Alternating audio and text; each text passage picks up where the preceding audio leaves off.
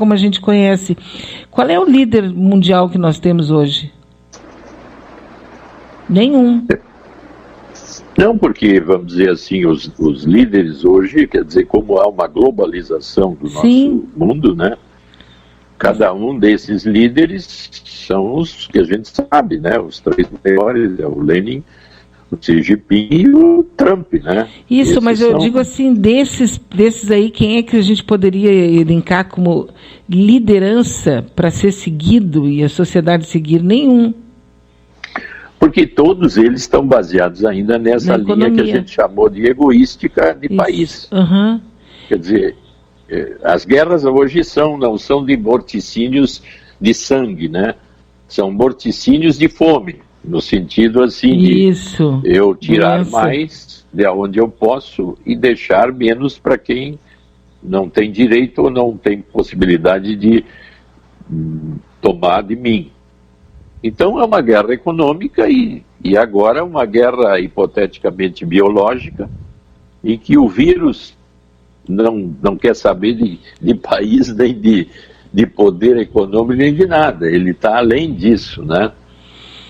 Isso, e daí a gente está entrando assim numa fase muito estranha, nihilista, global, onde não tem... Porque tu vê, eles estão brigando agora para botar cloroquina em nível assim planetário, porque eles querem ganhar dinheiro em cima disso. Eles não têm certeza de nada, mas eles querem aproveitar para... A mesma coisa, a questão das máscaras e de tudo. Quer dizer, tem jovens aqui mesmo no Hospital Conceição, uma mulher com 40 anos morreu vítima desse vírus, muito provavelmente por falta de equipamento, porque ela era uma das trabalhadoras ali, né? Morreu por falta de equipamento. Então a gente vai vendo, parece assim que o mundo virou um pandemônio, assim, não tem nada que seja moral ou imoral, é totalmente nihilista. E sem sentido, não tem propósito. O propósito é ganhar uma grana. Pois é, mas dentro de ganhar uma grana, as fábricas de automóveis estão fazendo respiradores. Quer dizer, começa a se ativar também dentro do sem sentido, um sentido. Então, o que a gente tem que aprender a lidar é com paradoxos, porque senão nós ficamos ou no lado negativo absoluto e esquecemos que o lado positivo está germinando dentro da crise. Por exemplo, uma pessoa que está lá dentro do hospital precisando, ela vai gritar, eu quero a cloroquina e o azitromicina, me dá, porque isso é a minha salvação. Então, naquele momento, essa pessoa está ansiando pelaquela droga, que eu sou o dono da droga, e eu estou facilitando para ela, desde que eu ganhe o meu. Então, tu vê que é uma mistura de positividade dentro de uma zona de egoísmo poderoso. Sim, agora, então, por exemplo, está surgindo aqui a informação, né, que isso é uma informação muito forte, que aquele doutor Roberto Calil Filho, cardiologista lá do Sírio-Libanês, ele disse que tomou a cloroquina para a Covid. E aí as pessoas estão, porque ele tomou, é um experimento que ele está fazendo, certo? Ele não está indicando para ninguém. Mas no momento tu vê aquilo que tu falou, no momento esse aí é um líder, por ser aquele sábio que está investigando cada vez mais esse vírus, e a conduta dele passa a ser de líder. Quer dizer, se ele tomou, o rebanho toma. Agora, ele próprio diz aqui, é um experimento, temos que esperar. Por quê? Porque aqui está em busca de tudo isso aqui, tem grana. O próprio general Heleno, que é sócio do Trump agora, se associou ao Trump com a cloroquina, ele está cobrando do infectologista Davi Uip se ele foi tratado ou não com hidrocloroquina produzida por essa empresa do Trump, a azitromicina. Olha que loucura, e o que significa isso em termos de ganho. Imagina que na Bolsa de Valores como é que está oscilando essa empresa que tem essa cloroquina. Exatamente. E onde é que está o nosso poder de mexer com isso a não ser fazer uma crítica? Nada? Nada. Na dica de nada. Na dica de nada. Porque qualquer um de nós aqui, se ficar mal, o Trump vai ganhar dinheiro, mas eu quero... Eu vou tomar, claro. E as intromicidas. Eu vou tomar, mas evidente, se bem que eu vou preferir o mal maior passa a ser um mal menor para mim, né? E até um bem maior para mim. Mas é por isso que nós estamos no mundo, nós mergulhamos no niilismo, porque o que é imoral para mim pode não ser para outra pessoa. Exatamente, por isso que a gente está sempre lidando com paradoxos. Meu Deus. E o que é um paradoxo? Nós perdemos as referências. Esse caso dela com o marido lá, onde ela tem que almoçar às 10h30. Não tem possibilidade dela comer ao meio-dia. Por quê? Porque ele vai botar a comida fora. Dominação absoluta. Ou tu toma a comida às 10h30, ou tu vai ficar com fome. Isso não é uma dominação, até, vamos dizer, de conduta econômica, porque eu tiro a comida da tua mesa. Psicopata, covarde, todo junto reunido.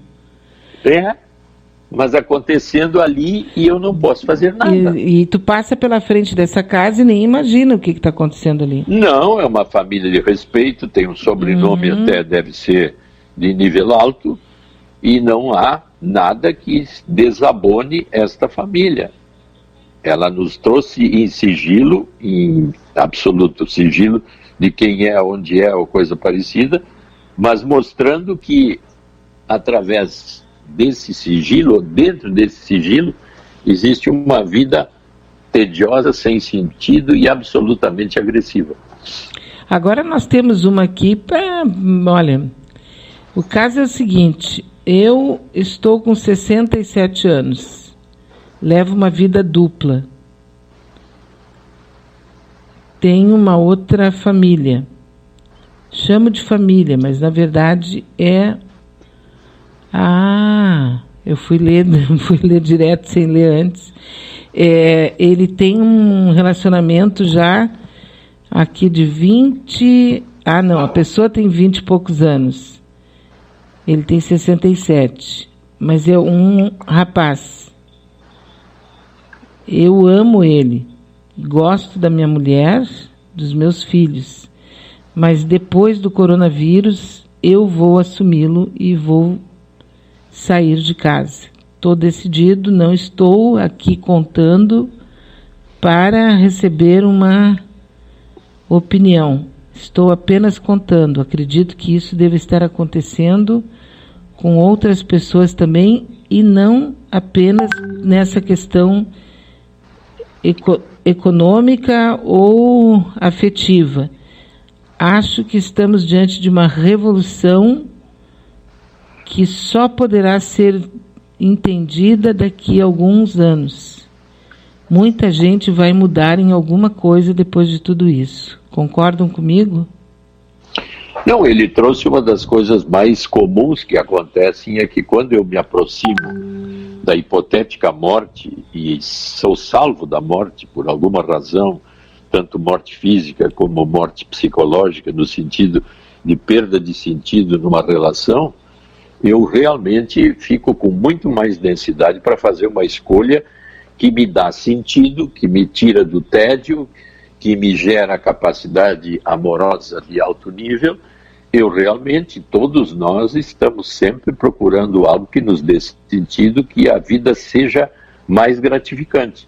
E quando há uma proximidade com a morte, não tem dúvida que se eu escapo da morte, ou de uma situação como o de hoje, que ele está levantando e que deve acontecer com várias pessoas, a minha escolha vai ficando mais densa e eu sou capaz de mudar padrões e não mais querer manter aparências que me deixam absolutamente sem sentido, tedioso e sem vontade de viver aquilo.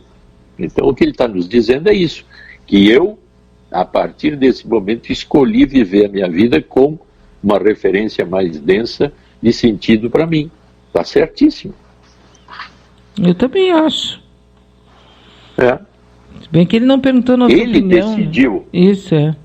Ele decidiu. Quer dizer, essa outra pessoa, que a senhora que nos convocou, se ela dissesse, então, eu vou sair de casa e vou almoçar a hora que eu quero, e ela pudesse, ou estudar assim, como a gente estuda Libras, ela podia estudar como é que se entende a linguagem dos grunhidos, né?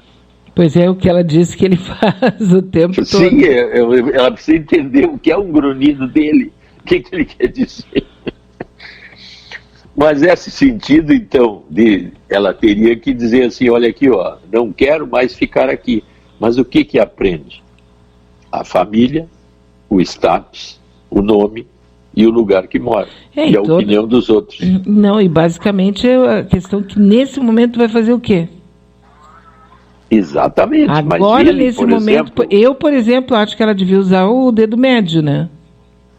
Então ele está dizendo o quê? Quando terminar eu vou escolher. Isso. E ela podia dizer, olha, agora eu estou me dando conta que eu posso escolher. Uhum. Mas é interessante porque se a gente for olhar pelo ponto de vista, abstraindo a questão política, a questão econômica, que ambas, principalmente a econômica, é gravíssima, e a gente não consegue deixar de pensar nela, né? As continhas estão chegando, a gente vai ter que... Então a gente está pensando na questão econômica, como é que tu vai sobreviver, isso aí é inafastável, né? Mas afora isso, o que mais, assim, digamos, está pegando nesse momento é exatamente porque a gente tem essa possibilidade de ouvir outras pessoas. Imagina lá em 1918, o silêncio e o terror da pessoa dentro de casa sozinha, sem poder saber o que estava se passando lá fora.